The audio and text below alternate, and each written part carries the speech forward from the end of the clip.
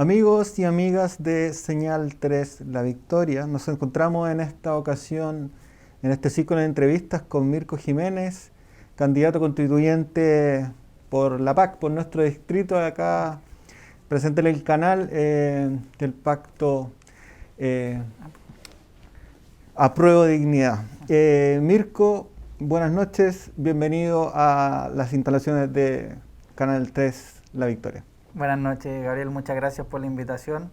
Es sin duda un honor estar en este espacio de televisión comunitaria que tanto contribuye también a romper esta lógica de los medios de comunicación que acaparan y son bastante hegemónicos y también mienten. Entonces es muy importante estar en estos espacios para mostrar la realidad que no se muestra en esos canales de televisión o espacios. Mostrar la realidad siempre ha sido uno de nuestros ejes y es también dar una puerta de difusión, ¿cierto?, a las ideas y a las propuestas también de nuestro pueblo que hoy en día se hace partícipe de un proceso social que está en construcción. Mirko, en esa línea te queremos preguntar ¿por qué tu candidatura? ¿Cuál es el fin de tu candidatura y cuál es tu propuesta en términos constitucionales para llevar adelante la representación del Distrito 13? Mira, Gabriel, y para todos los que nos están viendo, nosotros tenemos un eje central que es Transformemos Chile. Bajo esa perspectiva tenemos que transformarlo en tres elementos. Primero, el objetivo del Estado, los derechos sociales y cómo se distribuye el poder, que son también los elementos centrales de una constitución. En términos de transformar el Estado, ¿cierto?, pasar de este Estado subsidiario, heredado en la dictadura y profundizado por los gobiernos de la Concertación, la Nueva Mayoría y Piñera 1 y 2, por un Estado garante de derechos, ¿cierto? No que, es que cuando el privado puede o no puede, no. Un Estado que realmente cumpla con su objetivo, que es brindarle las condiciones de vida del buen vivir a la población. Eso es un eje central.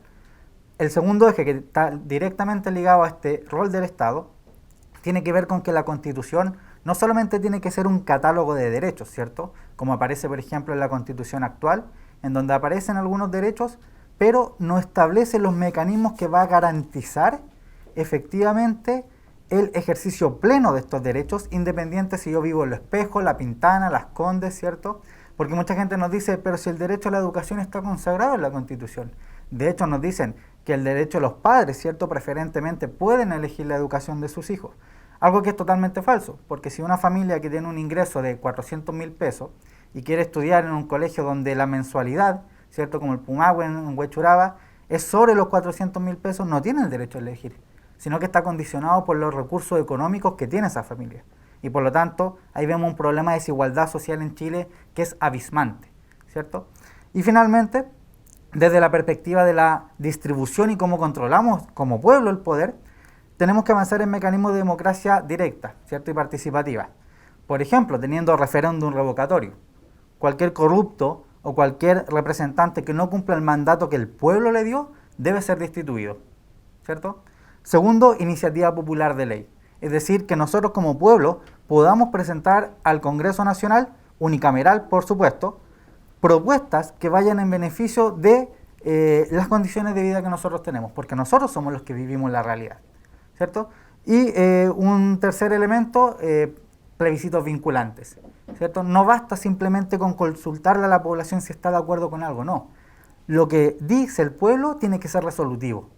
Por lo tanto, ahí nosotros integramos en esta Constitución mecanismos de mayor participación y entendamos que la participación no es ir a votar cada 4 años, ¿cierto?, que es la democracia representativa que finalmente hoy tenemos. Entonces esos son los ejes centrales que nosotros queremos avanzar y que creemos que van a contribuir para transformar este Chile.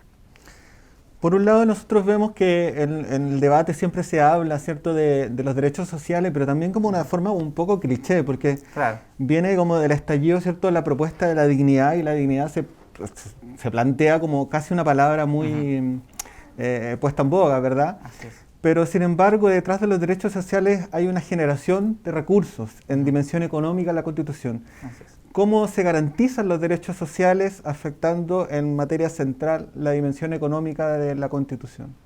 Ahí hay un elemento central que también tiene que ver con el modelo económico, ¿cierto?, y de producción que existe en Chile, ¿cierto?, que está enfocado en el capitalismo y el modelo neoliberal.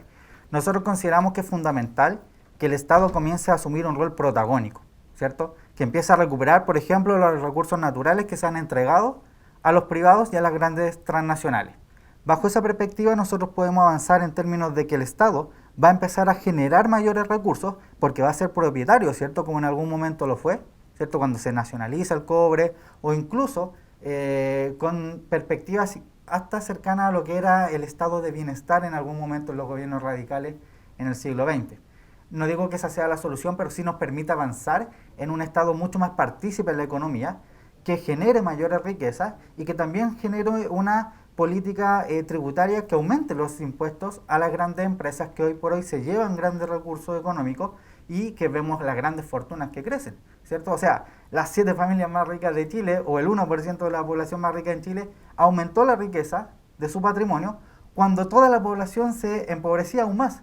Por lo tanto, ahí tenemos un problema económico de cómo se capta la riqueza, ¿cierto? Pero también cómo se distribuye.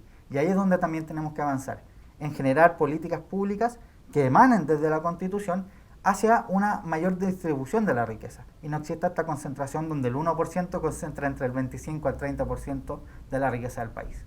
Pero sin embargo, la concentración de la riqueza en la estructura actual de la Constitución obedece claramente a que la Constitución genera, ¿cierto?, un interés en las masas no mayoritarias, sino en la concentración de las élites, ¿cierto? La construcción del Estado mínimo en la estructura neoliberal también propone un Estado que no tiene herramientas. ¿Cómo se soluciona ese Estado sin herramientas? ¿Cómo avanzamos a un Estado que asegure eficiencia para poder garantizar los derechos? Así. Bueno, tiene que ver un poco con lo que planteé anteriormente, donde avanzamos, ¿cierto?, de este Estado que deja de ser subsidiario, ¿cierto?, que va a intervenir solo cuando el privado no puede o no quiere, sino que empieza a ser más activo en términos de la economía. Yo creo que Chile tiene que avanzar en la renacionalización del cobre y en general de sus recursos naturales. Eso va a permitir de alguna u otra forma también aumentar los ingresos, como mencionaba, pero también, como tú dices, tenemos que mejorar en la eficiencia, porque no basta simplemente con tener más recursos, ¿cierto?, sino que cómo voy a distribuir eso. Entonces, si bien la Constitución política no puede resolver todos los problemas, sí las políticas públicas y las leyes que tienen que ser coherentes con estas tienen que avanzar en ello. Por lo tanto, generando una reforma tributaria, generando una mayor distribución de la riqueza en términos no solamente de salario mínimo, ¿cierto? En algún momento también ahí tenemos que discutir del salario máximo. Bien, en ese sentido también es importante que el Estado avance y que nosotros como pueblo también avancemos en términos de salud, de educación, de ingresos, y aquí quiero dar un dato. En general se hace un índice de prioridad social en la región metropolitana y en todas las regiones, y resulta ser que en los últimos 3 años, 2019, 2020, 2019 y 2017, La Pintana está en el primer lugar de índice de prioridad social, luego Los Espejos y normalmente San Ramón. O sea, 2 de las 6 comunas de nuestro distrito son prioritarias y se mide precisamente educación, salud e ingresos. Entonces eso nos demuestra que el Estado debe transformarse de alguna u otra forma, porque si tenemos 3 comunas que están permanentemente como prioritarias y aún así no cambia la realidad, al contrario, se profundiza, es porque el Estado sin duda no está funcionando y que nosotros tenemos que hacer algo al respecto. Hace unos minutos mencionaste la unicameralidad. Sí. Si bien unicameralidad, o sea, me imagino que hay una crítica profunda de tu parte al rol, ¿cierto?, de una parte del Estado en torno a las cámaras. Hemos visto un escenario bastante convulsionado y de apoyo, ¿cierto?, burocrático, prácticamente la misma burocracia que existe y la burguesía, en defender a un presidente que prácticamente no tiene respaldo ciudadano alguno. En esa línea, ¿qué te parece el actual escenario que propone el Senado?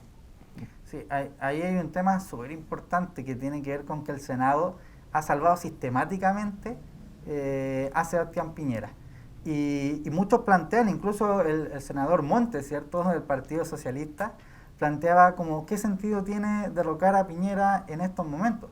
Y más que un sentido porque queden 10 meses, 5 meses, es porque es un gobierno criminal que ha violado sistemáticamente los derechos humanos. Por lo tanto, el Senado está generando una contención a un presidente que no tiene ningún respaldo, como tú bien señalabas. Si bien la encuesta uno puede tener una crítica bastante profunda si es que efectivamente mide la realidad, pero que existan un montón de encuestas que no logren superar el 10% Piñera, que incluso dentro de sus filas, ¿cierto?, se les desordena porque no tiene liderazgo, ¿cierto?, en términos del 10%, y vemos finalmente un Senado que solamente quiere mantener el status quo. Y a mí me parece eso tremendamente peligroso, porque muchas veces el Senado en general plantea de que nosotros tenemos que darle gobernabilidad al país, estabilidad política, pero plantea la estabilidad como mantener a alguien en el poder cuando esa persona no ha generado su rol como corresponde como presidente o presidenta de la República y en general ha, vuelvo a decir, violado sistemáticamente los derechos humanos. Entonces, cuando este Senado viene con este acuerdo de los mínimos comunes, es nuevamente tirarle un salvavidas a Sebastián Piñera, que lo salvó la pandemia en algún momento porque el estallido social estaba en un clímax sumamente fuerte en donde Piñera no tenía cómo salvarse y viene este acuerdo por la paz, ¿cierto? Entonces vemos nuevamente que el Poder Legislativo salva a un gobierno que dejó de gobernar hace mucho tiempo, que está totalmente deslegitimado y por lo tanto no cuenta con el respaldo del pueblo, que finalmente quien lo pone ahí en el poder, querámoslo o no, ¿cierto? Por la cantidad de gente que votó por él, aunque es muy poca con respecto al padrón electoral.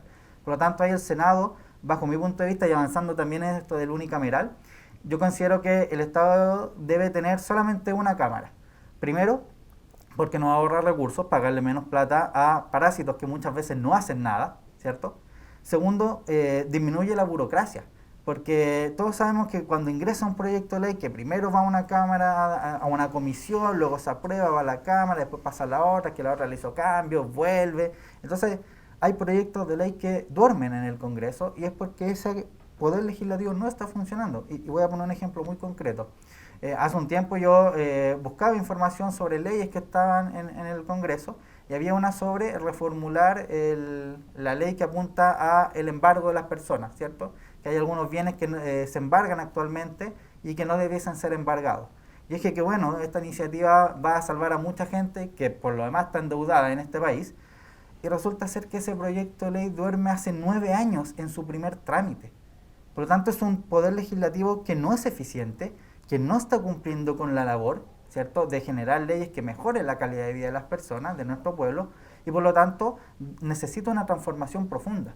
Y esto va más allá de que pasemos de 120 a 155 diputados y que no, que hay que volver al sistema que teníamos antes. No, tiene que haber una transformación estructural desde sacar una Cámara completa, que a mi juicio tiene que ser el Senado, y quedarnos solo con una Cámara de Representantes. Eliminamos el Senado, nos quedamos solamente, ¿cierto?, con la Cámara de Diputados. Sin embargo, una Cámara de Diputados que tiene altos cuestionamientos, ya sea por las leyes votadas, las mismas leyes antivergal, que baila pasa, ¿cierto?, y diferentes leyes que a la ciudadanía las interpreta como represivas. Uh-huh.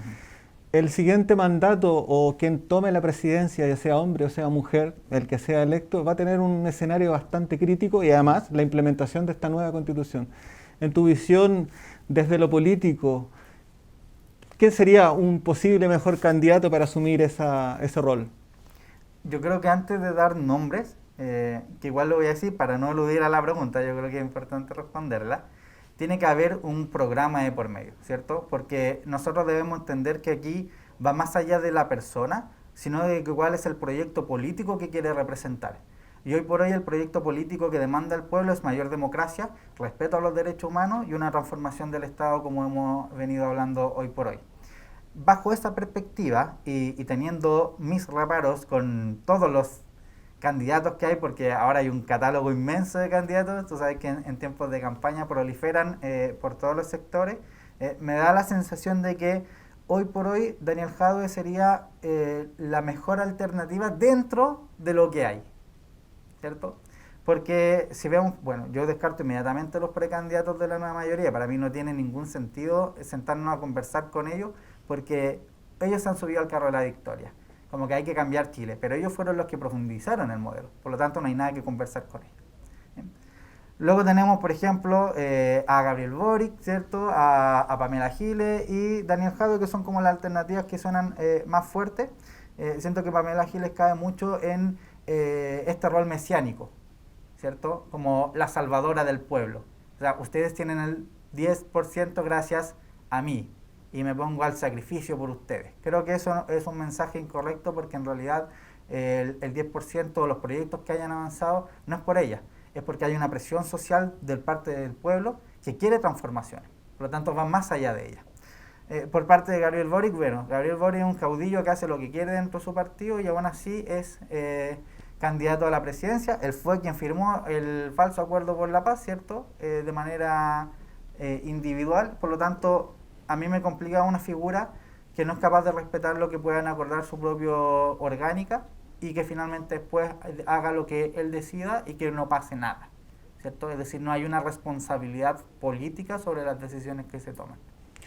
Llevándote al 10%. El 10% de alguna manera, y bueno, como todos lo saben, al final los trabajadores y las trabajadoras de este país sacan sus ahorros, ¿cierto? En un Estado sigue ausente y la plata de alguna manera se inyecta al mercado. Por lo tanto, en la estructura neoliberal no hay cambio. Así es. ¿Cuál debería de ser el rol del Estado en esta nueva Constitución, asegurando, más allá de la palabra cliché que dice asegurar, efectivamente que la seguridad social sea un hecho en Chile? Bueno, ahí la primera política que yo apuntaría es acabar con las AFP, ¿no? Porque sin duda son el bastión que sustenta el modelo neoliberal en Chile. Y como tú dices, onda, nosotros nos quitan forzosamente, ¿cierto?, parte de nuestro sueldo a través de las cotizaciones, ellos lo inyectan en los bancos, el banco te endeuda y luego te quita tus cosas si no puedes pagar. Es decir, tú mismo estás financiando este sistema, pero no porque quieres. Entonces, ¿cómo avanzamos en esa perspectiva? Primero eliminando la AFP, sin duda alguna. Luego tenemos que avanzar en un sistema que sea efectivamente de reparto y sea solidario, ¿cierto? Que asegure al menos una pensión que puede oscilar en promedio entre los 12 últimos meses que tú cotizaste, ¿cierto? O un promedio en general de las cotizaciones o del sueldo que tú obtuviste mientras trabajabas. Y tiene que ser solidario porque muchas veces se piensan de que, pero esta es mi plata, yo la ahorré, ¿por qué tengo que compartirla contigo? Porque cuando yo la comparto contigo, luego las nuevas generaciones serán los que financien mi pensión, porque mientras exista más población que trabaja, ¿cierto?, económicamente activa versus pensionados, ellos sí pueden financiar eso. Entonces es un rol solidario porque cuando yo financio a los adultos mayores de hoy, las nuevas generaciones me financiarán a mí cuando yo sea adulto mayor. Entonces tenemos que avanzar en un sistema de seguridad de reparto solidario y debo decirte que cuando yo converso con las vecinas y vecinos de mi distrito, todavía tienen dudas si debiese ser una organización o una institución que se encargue que sea estatal o una especie de ONG, porque también desconfían mucho del rol del Estado. Y eso tiene que ver con cómo ha operado el Estado en Chile en los últimos 30 o 50 años, incluso si lo contamos desde la dictadura en adelante. Por lo tanto, evidentemente hay una desconfianza de quién se va a hacer cargo de los ahorros, porque en Chile existe una crisis de representación y una crisis de confianza brutal. Por lo tanto, ahí tenemos que trabajar muy duro para sacar a las AFP finalmente y tener una institución, un sistema que asegure pensiones dignas para la población, y volvemos a decir dignas, pero en concreto, que me asegure poder pagar los medicamentos, no tener que estar pensando en que voy a comer menos pan porque me estoy acercando a fin de mes y no me alcanza la plata. Entonces, una pensión que equivalga aproximadamente a lo que tú sacaste en promedio de tus 12 últimos meses que trabajaste, ¿cierto? No como las pensiones de miseria que tenemos ahora. 3 temas. Servicio de puestos internos. El rol de servicios de puestos internos. El impuesto a los súper ricos, que se plantea como única vez, siendo que los ricos han usurpado este país mucho más que una vez, ¿cierto? Y por el otro lado está la reforma tributaria permanente. Tu opinión respecto a esos 3 temas que son netamente la dimensión económica y la estructura, ¿cierto?, de la institucionalidad chilena. Claro. Tenemos entonces el impuesto a los súper ricos. Impuesto a los súper ricos. El rol de servicios de puestos internos. Mira, voy a partir por el rol del servicio de impuesto interno, que es bien curioso esta institución, porque cuando se trata del almacén de barrio, ¿cierto? Si no entrega una boleta, le caen las penas del infierno, pero si son empresas como Johnson, bueno, condonémosla, ayudémosla, ¿cierto? Y no solo Johnson, además, ¿cierto? Un montón de empresas que le ha dado un salvataje, ¿cierto?, finalmente a muchas empresas multinacionales, ¿cierto? Y por lo tanto es una institución que también requiere unas transformaciones, porque si tenemos una perspectiva en donde yo ayudo a algunos y a otros les caen las penas del infierno, considerando las diferencias que hay en cuanto a los recursos que producen, evidentemente es una institución que no está haciendo su labor efectivamente. Bien, por lo tanto tenemos que reformularla desde la perspectiva de, bueno, ¿cómo fiscalizas con esa misma rigurosidad que fiscaliza el almacén de barrio a las grandes transnacionales que evaden impuestos permanentemente y que por lo tanto generan problemas económicos en el país?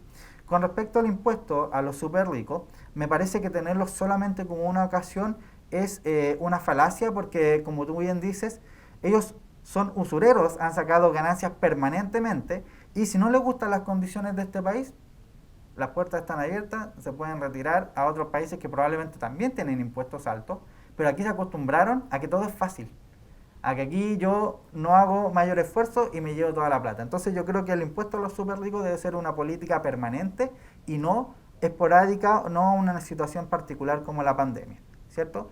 Y el tercer tema, me señalabas que era Reforma tributaria. la reforma tributaria, ¿cierto? La reforma tributaria también, un tema que siempre está en boga, que no podemos seguir aumentando los impuestos a las empresas porque van a quebrar los emprendimientos. Yo creo que es importante generar impuestos que sean progresivos según también la categoría y el tipo de venta que tiene cada una de las empresas. Evidentemente no le puedo cobrar el mismo impuesto a un emprendimiento que recién está surgiendo y que a propósito nos hemos aumentado de emprendimientos porque la economía nacional no ha dado abasto, porque las políticas públicas del Estado no han sido capaces de financiar a la población en tiempos de pandemia.